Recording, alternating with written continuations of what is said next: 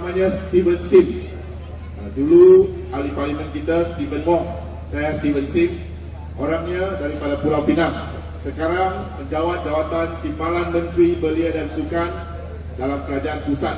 Menteri saya semua orang kenal, Saudara Syed Saddiq yang handsome tu. Ada orang kata Saudari Vivian Wong, Wong Shi. Dia kata Vivian Wong ni muda, tidak ada pengalaman. Tetapi saya nak bagi tahu di sini dua perkara. Satu ialah, kalau nak dikatakan muda, dalam Kabinet Malaysia hari ini, Menteri saya, Menteri Belia dan Sukan, Saudara Syed Saddiq, tahun ni Vivian umurnya 30 tahun. Menteri kita, Menteri Pemuda, Belia dan Sukan, umur beliau 27 tahun ini. Ini bermaksud anak muda mendapat tempat, mendapat kepercayaan dan mendapat keyakinan dalam Malaysia baru ini. Dan yang kata Vivian tidak ada pengalaman tu memang betul. Vivian tidak ada pengalaman untuk makan rasuah. Itu penting. Kita nak seorang ahli parlimen, kita nak seorang menteri yang bersih, betul atau tidak? Kita nak seorang menteri yang amanah, betul atau tidak? Bukan menteri, ahli parlimen, belum lagi menteri. Moga-moga kita nak seorang ahli parlimen yang jujur, ikhlas, berkhidmat dengan rakyat. Kita tak nak ahli parlimen yang selepas mendapat undi kita, selepas mempunyai kuasa, curi duit rakyat. Kita tak nak ahli parlimen mengkhianati kepercayaan rakyat itu. Jadi hari ini saya nak merayu kepada rakan-rakan di sandakan ini. Undilah seorang calon muda, undilah seorang calon wanita, undilah seorang anak sandakan untuk menjadi ahli parlimen kita, Saudari Vivian Wong. Boleh atau tidak? Terima kasih. Saya juga ingin mengambil kesempatan ini untuk mengucapkan selamat menyambut bulan Ramadan yang mulia kepada semua rakan-rakan yang beragama Islam. Pada hari ini orang kata kerajaan pusat tidak ada pengalaman, sama macam Vivian. Tetapi tadi Abang Mat dah sebut, pelbagai kejayaan telah dikecapi. Kita telah berjaya melakukan penjimatan dalam pelbagai projek besar. Saya nak bagi contoh. Dalam kementerian saya, Kementerian Belia dan Sukan, dulu apabila Kementerian Belia dan Sukan di bawah zaman Barisan Nasional, dia buat program, satu program yang dipanggil Fit Malaysia, program sukan. Program sukan zaman dia buat macam mana? Dia bagi kepada kontraktor swasta. Kontraktor swasta itu akan buat program. Setiap program nilainya 1.3 juta ringgit. Apabila kita ambil alih, kita buat program yang sama. Kita buat program sukan juga untuk rakyat. Program yang sama, serupa. Tetapi yang bezanya, dulu program diberikan kontrak kepada pihak swasta tanpa tender terbuka. Sekarang apabila kita buat program, kita menggunakan staf-staf penjawat awam kerajaan. Kita gunakan pegawai kerajaan sendiri. Kita gerakkan jentera kerajaan kita untuk melaksanakan program ini. Sebab jentera kerajaan memang berkobar-kobar. Mereka nak berkhidmat kepada rakyat. Tetapi dahulunya tidak diberi peluang sebab semua aktiviti dan kerja-kerja diberikan kepada kontraktor luar dengan dibayar berbilion-bilion, berjuta-juta ringgit. Jadi apabila kita buat program menggunakan staf-staf kerajaan, maka kita melakukan penjimatan hampir 80%. Dulu 1.3 juta, sekarang kita buat 300,000. Itulah bezanya. Walaupun tidak ada pengalaman, tetapi kita jauh lebih baik daripada kerajaan terdahulu kerana kita tidak rasuah. Keduanya, apabila mereka kata kerajaan tidak ada pengalaman, sebenarnya pembangkang hari ini juga tidak ada pengalaman. Dulu, apabila masa Saudara Mat Sabu, saya, Lim Kit Siang, Lim Guan Eng berada di parlimen sebagai pembangkang, bila kita berdiri di dalam parlimen, termasuk mendiam Datuk Stephen Wong, ahli parlimen kita dulu, apabila berada di parlimen, kita bangkit bila lawan kerajaan, kita guna fakta, kita guna angka-angka, kita guna statistik, kita gunakan kebenaran untuk melawan hujah dengan kerajaan.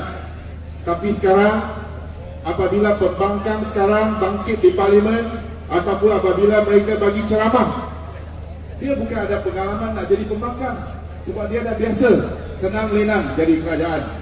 Maka sekarang apabila dia nak lawan kerajaan, dia bukan lawan dengan fakta, dia bukan lawan dengan hujah. Dia kata apa?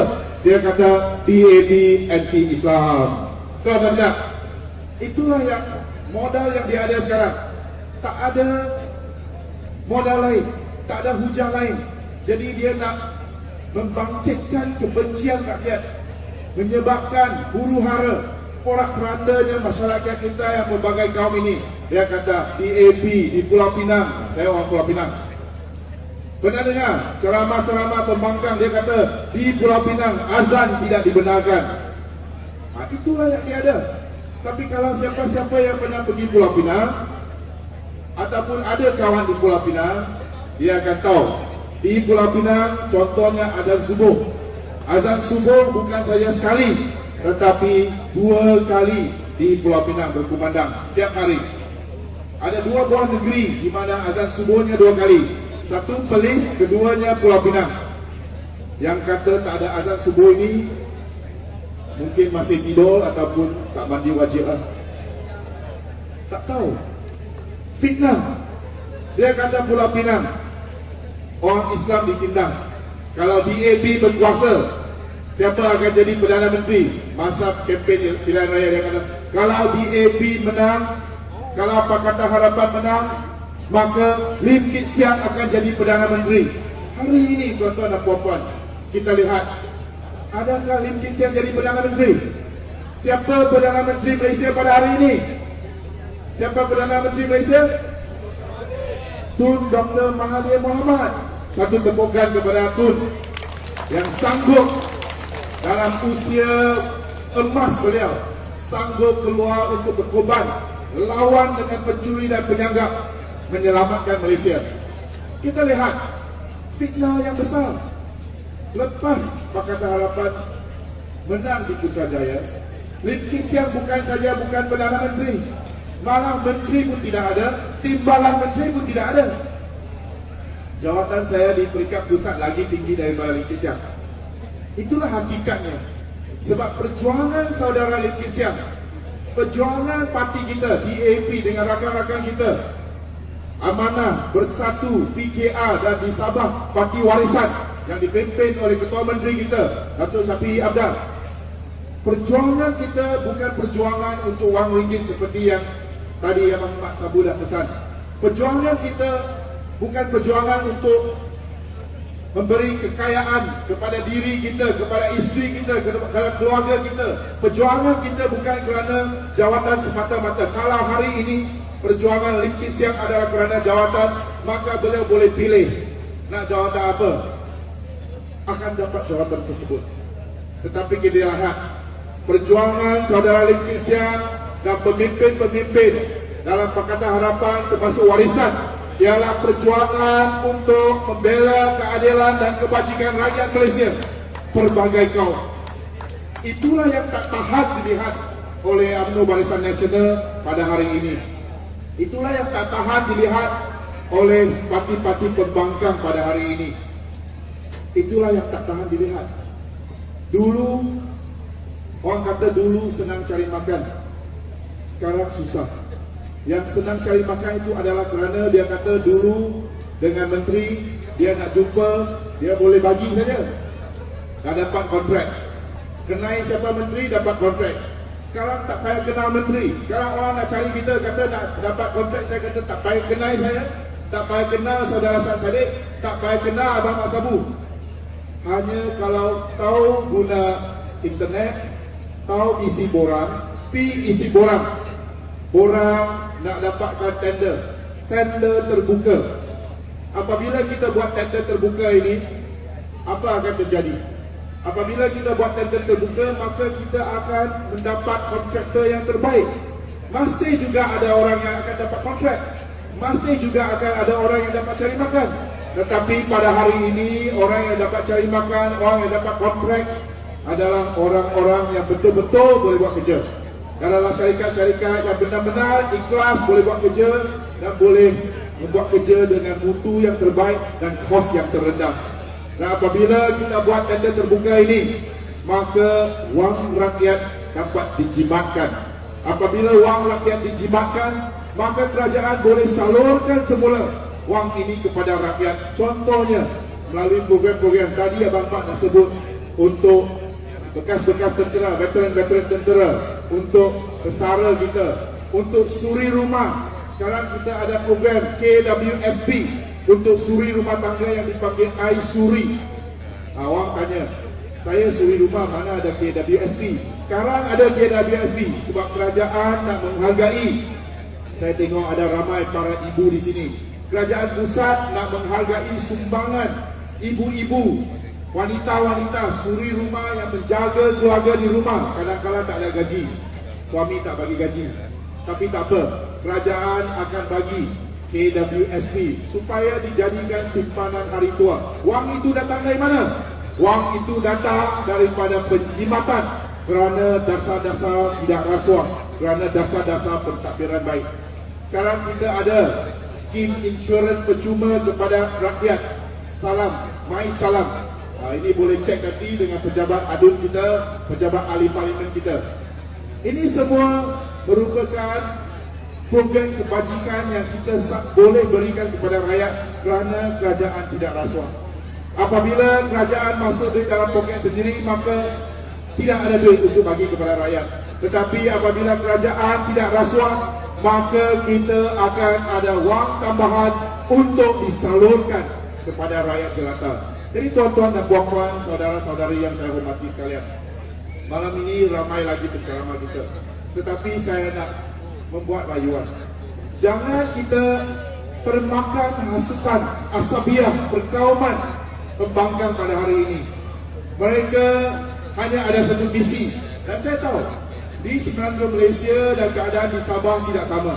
Saya lihat di Sabah, rakyatnya hidup begitu aman damai. Berbagai kaum, berbagai agama boleh tinggal bersama, boleh duduk bersama, boleh makan bersama. Pembangkang pada hari ini, dia bawa satu politik yang berbentuk berbau perkauman. Tujuannya untuk memecah belahkan rakyat berbagai kaum. Mengapa dia nak pecah belahkan orang Islam dengan orang bukan Islam, orang Melayu dengan orang Cina dengan orang Bajau dengan orang India, orang Sabah dengan orang Semenanjung dengan orang Sarawak. Tujuannya ialah supaya apabila rakyat berpecah belah, maka senang dia nak menang balik kuasa, dan apabila rakyat berpecah belah, maka senang dia nak mencuri wang rakyat. Jadi saya nak mohon kepada rakan-rakan kita di Sandakan ini, pilihan rakyat kecil 11 hari bulan Mei bulan ini penting, bukan saja kerana rakyat Sandakan akan pilih seorang ahli parlimen, dan apabila kalau pilih calon muda macam Vivian, maka senang. Saya Kementerian Belia dan Sukan, menteri saya umur 27 tahun, saya umur 37 tahun ini, orang muda juga, maka senang. Saya rasa kita boleh bekerjasama dengan ahli parlimen muda. Moga-moga bila dipilih saudari Vivian untuk sama-sama memajukan sektor belia dan sukan di Sandakan ini. Tetapi yang paling penting sekali, pilihan rakyat kecil kali ini bukan saja untuk pilih wakil rakyat orang Sandakan, tetapi kita nak mengisi satu kekosongan dalam Dewan Rakyat. Kita nak isi kekosongan yang ditinggalkan oleh mendiang saudara Datuk Stephen Wong. Datuk Stephen Wong pernah menyandang jawatan ahli parlimen semasa kita berada di pihak pembangkang. Saya masa itu bersama dengan Datuk Stephen Wong. Walaupun ketika itu bukan macam sekarang. Sekarang kerajaan terbuka bagi pembangkang untuk bersuara dengan bebas. Dulu kerajaan kalau nak bersuara, dia akan tindas. Tetapi dalam keadaan penindasan kerajaan terdahulu, Datuk Stephen Wong tak pernah letih, tak pernah putus asa untuk bangkit di parlimen, mempertahankan hak bukan saja orang Sandakan, malah hak orang Sabah. Jadi pada 11 hari bulan Mei ini, kita perlu mengisi kekosongan itu. Kita perlu mengisi kekosongan itu bukan saja untuk orang Sandakan, tetapi bagi pihak seluruh rakyat Malaysia. Kita perlukan suara ahli parlimen yang bersih, boleh atau tidak? Kita perlukan suara ahli parlimen yang cekap, boleh atau tidak?